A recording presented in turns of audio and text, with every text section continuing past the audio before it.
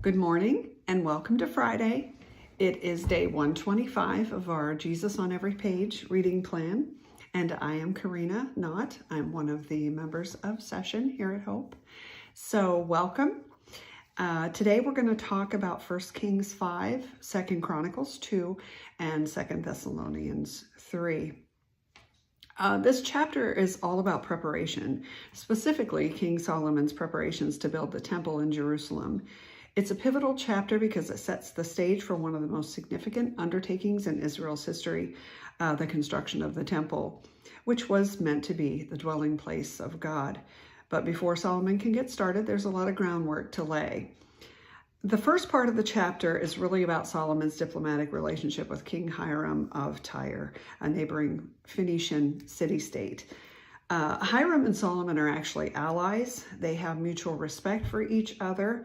In verse 1, Solomon sends a message to Hiram, letting him know that David, Solomon's father, had a lot of success in battle, but now that Solomon is king, he's focused on building a house for the Lord, a temple. And Solomon doesn't want he doesn't want to do this on his own. He needs Hiram's help. And Hiram is more than willing to assist because David and Hiram had a pretty solid friendship, and it seems that Hiram respects Solomon too. Plus, Hiram's kingdom is known for its resources, especially cedar, which was high in demand for construction projects. And since Tyre is a coastal city with access to some of the best timber, Hiram agrees to provide Solomon with all the wood he needs to build this grand temple.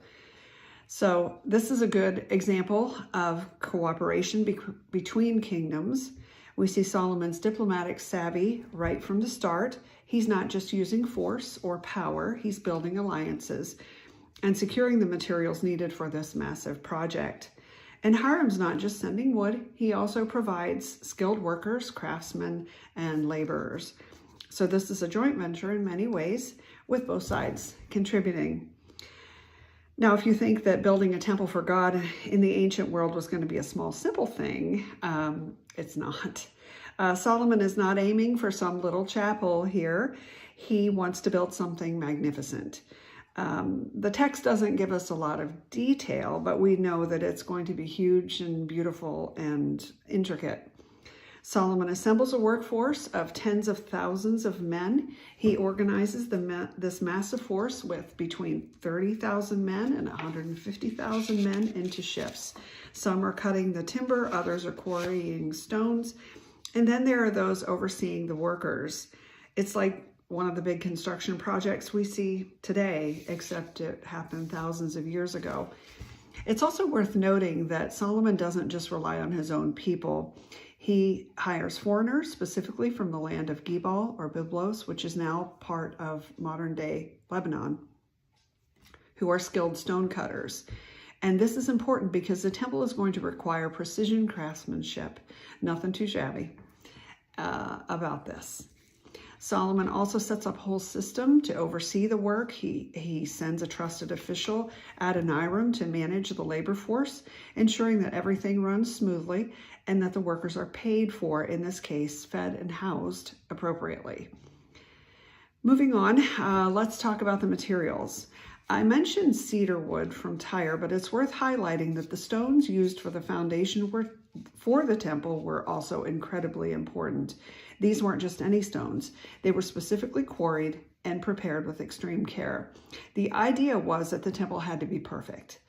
No cheap shortcuts, no shoddy workmanship. This wasn't just a building, this was the house of God, where God's presence was going to dwell among his people. It needed to be awe-inspiring and a symbol of Israel's special relationship with God. Solomon is clearly thinking big.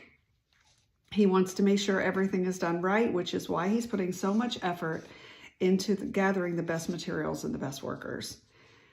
The temple was more than just a building project. It symbolized God's desire to dwell among his people. In a very real sense, the temple represented God's holiness, his presence, and his covenant with Israel. For Solomon, this project wasn't about personal glory. It was about fulfilling his father David's dream and honoring God. Building the temple was also going to mark Israel as a nation with a unique relationship to God. It wasn't just about having a national place to worship. It was about setting Israel apart from other nations. In the ancient world, temples were often associated with the gods of other nations, but Israel's temple was meant to be a different kind of symbol. The God of Israel wasn't confined to a building, but having a temple was a physical reminder that he was with them. So to wrap up 1 Kings, it's 1 Kings 5 is all about preparation. The logistics, the materials, the alliances, and the organization needed to build a temple that would stand as a lasting symbol to Israel's faith and identity. Solomon's leadership, wisdom, and ability to form strategic alliances are key here. This chapter sets the stage for the actual building of the temple, which will be the defining moment in Israel's history. And it also gives us an importance of the preparation and planning in any significant endeavor, whether it's a spiritual project, a personal goal, or a professional ambition. Solomon didn't rush in. He took the time to gather the right resources, the right people, and the right materials to do things well. There's a lesson here about doing things with excellence and honoring God in the process. So moving on to 2 Thessalonians 3, Paul wraps up his letter to the Thessalonians with a few key points. He starts by asking the Thessalonians to pray for him and his team so that their message about Jesus can spread effectively. He wants the word of God to spread unhindered and for their work to be protected from opposition. Then Paul gives some practical instructions to the believers. He tells them to be cautious about idleness. Some people in the church were not working and were depending on others for support. Paul reminds them that when he was with them, he worked hard setting an example by earning his own living. He urges them to follow that example and not be busybodies, living off others without contributing. He also warns them that anybody who refuses to work should not be helped because it can lead to more laziness and disruption in the community. Finally, Paul encourages the believers to keep doing good and not give up, even if things are difficult. He ends the letter with a blessing of peace. So it's a combination of personal prayer requests, practical advice about work and behavior, and encouragement to stay faithful and active in doing good, which we can all take to heart today. So I hope you have a wonderful Friday, and John and Krishan should be back